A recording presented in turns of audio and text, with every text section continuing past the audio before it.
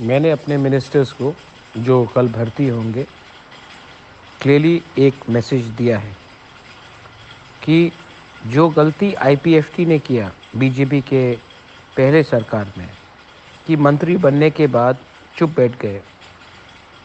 Policy जब हमारे लोगों के खिलाफ था तब उन्होंने आवाज़ नहीं उठाया। ये नहीं चलेगा।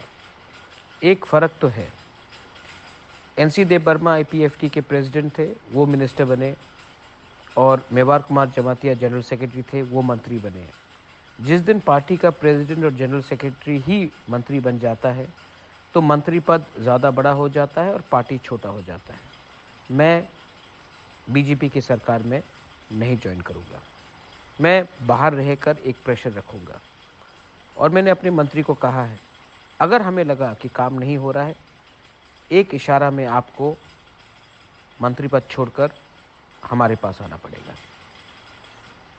प्रेशर अंदर से होगा, प्रेशर बाहर से होगा, प्रेशर सिविल सोसाइटी से होगा, और प्रेशर सेंटर में भी अपना ही लोगों को भेजकर हम क्रिएट करेंगे।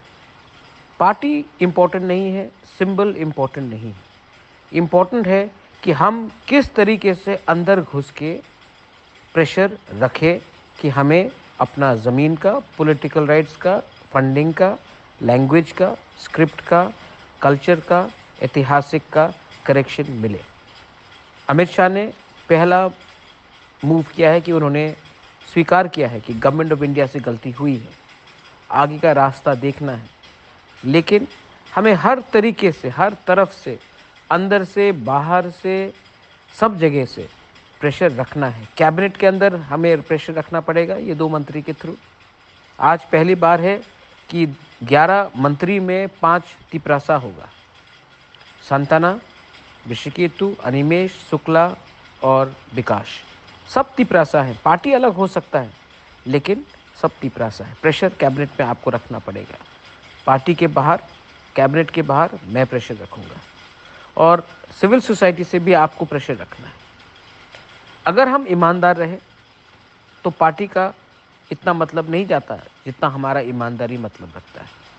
तो ईमानदारी से काम कीजिए, एडीसी में काम कीजिए, कैबिनेट के अंदर काम कीजिए, और दिल्ली में भी अपना ही आदमी भेजेंगे जो हमें रुकावट ना दे। सिंबल इम्पोर्टेंट नहीं है। फिर से जो दिल्ली में हमें हेल्प करे, कैबिनेट के अंदर हमें हेल्प करे, एडीसी में हमें हेल्प करे, और जो हमारे लोगों को हेल्प करे, ये सबसे इम्पोर्टेंट चीज़ है।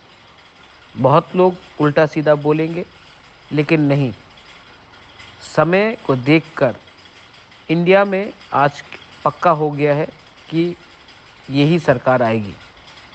तो हमें यही सरकार से कॉन्स्टिट्यूशनल सॉल्यूशन लाना है। ऑपोजिशन, मैं जितना भी उनको प्यार करूं, वो पावर में नहीं आ रहा है।